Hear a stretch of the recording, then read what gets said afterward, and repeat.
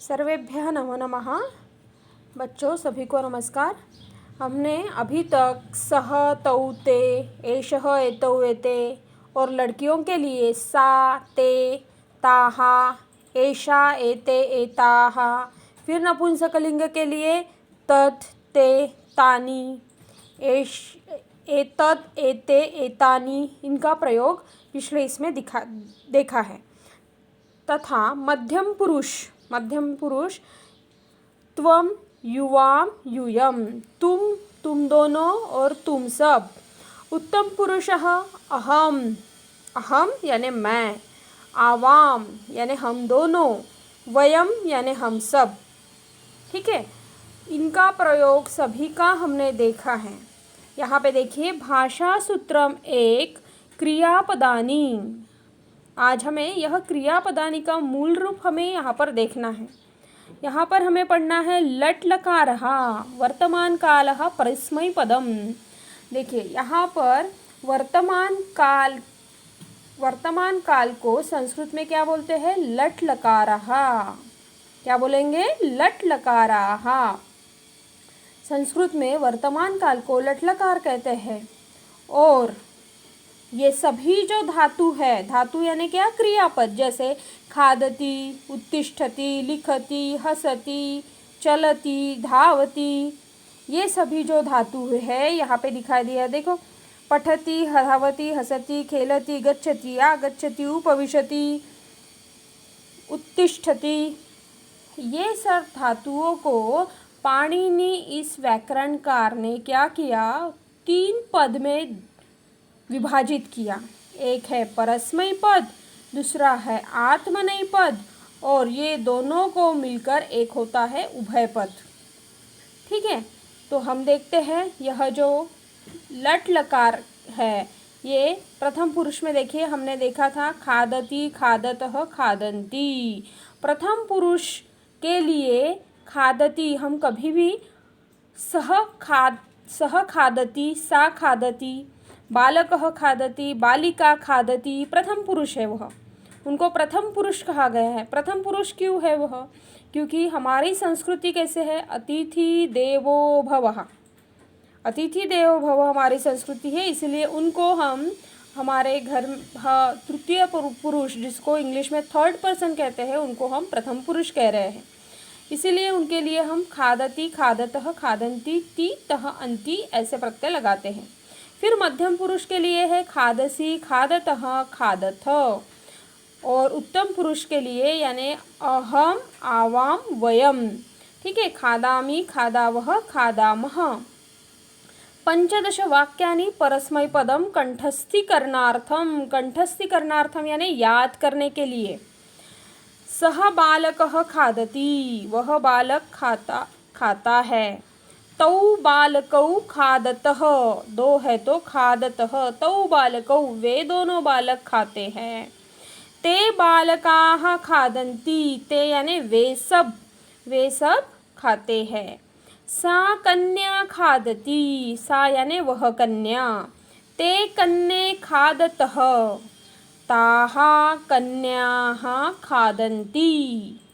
यह लड़कियों के लिए, पहले इसमें पुल्लिंग के लिए दिया है, फिर लड़की के लिए एक लड़की, 2 लड़कियां और सब लड़कियां।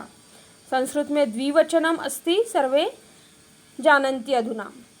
तद अपत्यम खादति, ते अपत्ये खादतः, तानि अपत्यानि खादन्ति। इस प्रकार ति, तः, अन्ति के कितने वाक्य बनते हैं? ये तीन 9 वाक्यानि सन्ति, 9 वाक्य होते हैं। ये पुल्लिंग के 3 कैसे 3 होते हैं? एक वचन, द्विवचन और बहुवचन। फिर स्त्रीलिंग के 3 एकवचनम, द्विवचनम, बहुवचनम। अनंतरम नपुंसकलिंग 3 लिंग होते हैं, तो नपुंसकलिंग के भी 3 एकवचनम, द्विवचनम, बहुवचनम। एवं प्रकारेण 9 वाक्यानि सन्ति। अधुना मध्यम पुरुषे त्वं खादसि, युवां खादथः, यूयं खादथ, खादथः, ह है, विसर्ग का उच्चारण हम ह करके करते हैं और यहाँ पे विसर्ग नहीं है, इसीलिए बोलना है खादथ। खादथ अ का उच्चारण होना चाहिए। और फिर उत्तम पुरुष किसे कहते हैं? देखिए उत्तम पुरुष कौन है? अहम आवाम वयम। सपने में भी अगर किसी ने पूछा तो हमें बताना आना चाहिए कि उत्तम पुरुष कौन? उत्तम कौन है? मैं। सबसे उत्तम कौन हूँ? मैं। इस प्रकार हम इसको ध्यान में रख सकते हैं। अहम आवाम वयम। और मध्यम पुरुष यानी त्वम। त्वम यानी तुम। त्वम युवाम यूयम। और यह धातु इस प्रकार लगते हैं। खादसी, खादतः, खादथ। फिर अहम खादामि, आवाम खादावह, वयम खादामः। ठीक है। अभी क्या दिया है? एतेषु वाक्येषु खादति इति स्थाने पठति, धावति, हसति, खेलति, गच्छति, आगच्छति, उपविशति, अनन्तरम् उत्तिष्ठति एतेषाम् उपयोगं कृत्वा पुनः वदत् स्मरत् च। बच्चों आपको क्या करना है?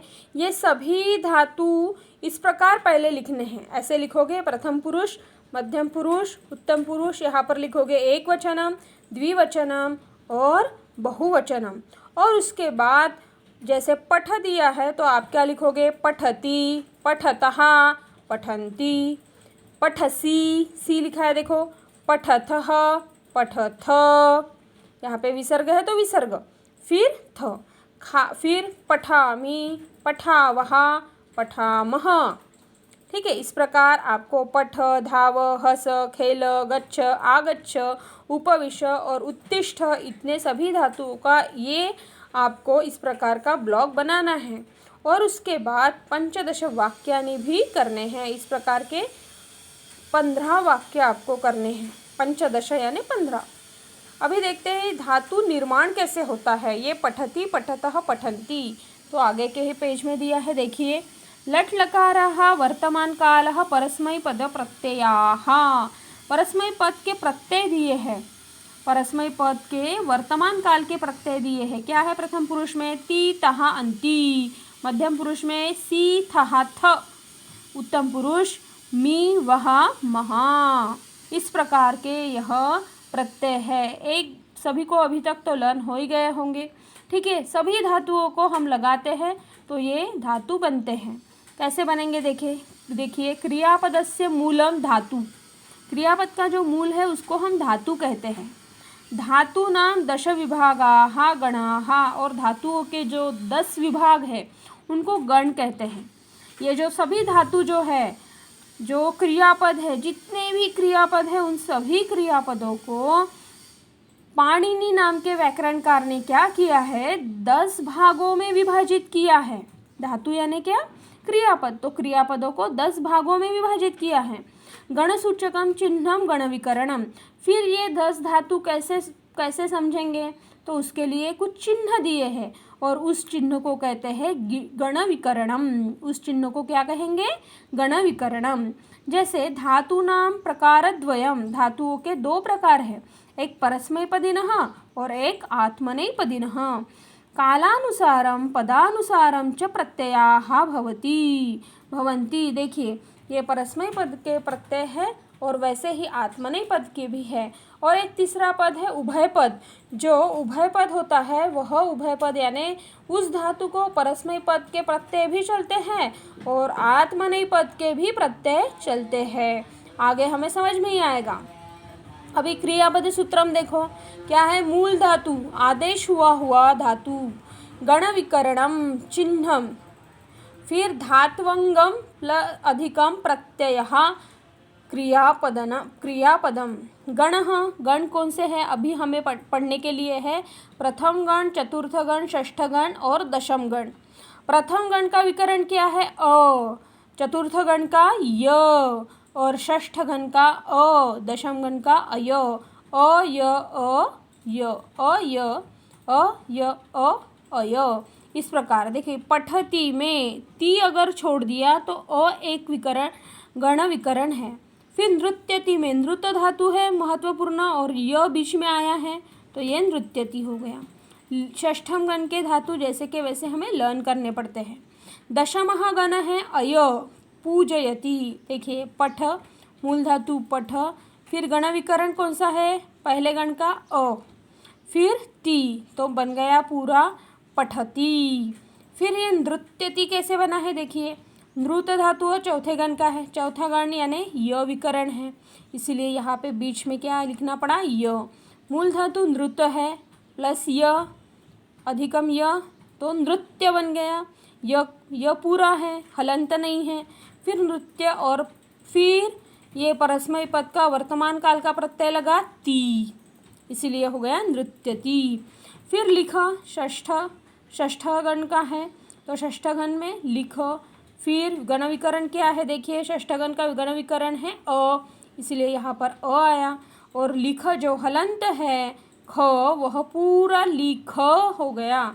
उसके बाद कोई भी हम प्रत्यय लगा सकते हैं, जैसे कि यहाँ पे ती प्रत्यय है तो लिखती। फिर पूज यानी 10वें गण का है, तो 10वें गण का विकरण क्या है, विकरण यानी चिन्ह, विकरण गण विकरण यानी यह गण सूचक है, गण को बताता है कौन से गण का है, तो ये चिन्ह है एक प्रकार का। दशम गण का चिन्ह है अय, इसीलिए ये जो धातु है ये दशम गण का है, इसीलिए अय यहाँ पे जुड़ा है। इसीलिए यहाँ पर ज ये पूरा हो गया। ज हलंत है, हम सभी जानते हैं, वर्ण विग्रह हम पढ़ चुके हैं। पूजय पूरा हो गया। फिर ती प्रत्यय लगाओ इसको, तो हो जाता है वो पूजयति। आदेशः एकस्य स्थाने अपरस्य आगमनं नाम आदेशः। एकस्य स्थाने, एक के स्थान पर दूसरा आना यानी आदेश होता है। जैसे कि आदेश रहित धातु समूह नम नमति, क्रुध क्रुध्यति, लिख लिखति, पूज पूजयति। आदेश सहित, सहित यानी आदेश के साथ धातु कौन से है, गमगच्छ, गमति, ऐसे हम नहीं बोलते है ना, आप लोग सभी जानते हो, अभी गच्छति बोलते हैं, गच्छतः गच्छन्ति, तो ये मूल धातु लेकिन उसका क्या है, गम, गम ये मूल धातु है। ठीक है, अभी तक हमने मूल धातु क्या है, कैसे बनता है, ये हमने नहीं पढ़ा था।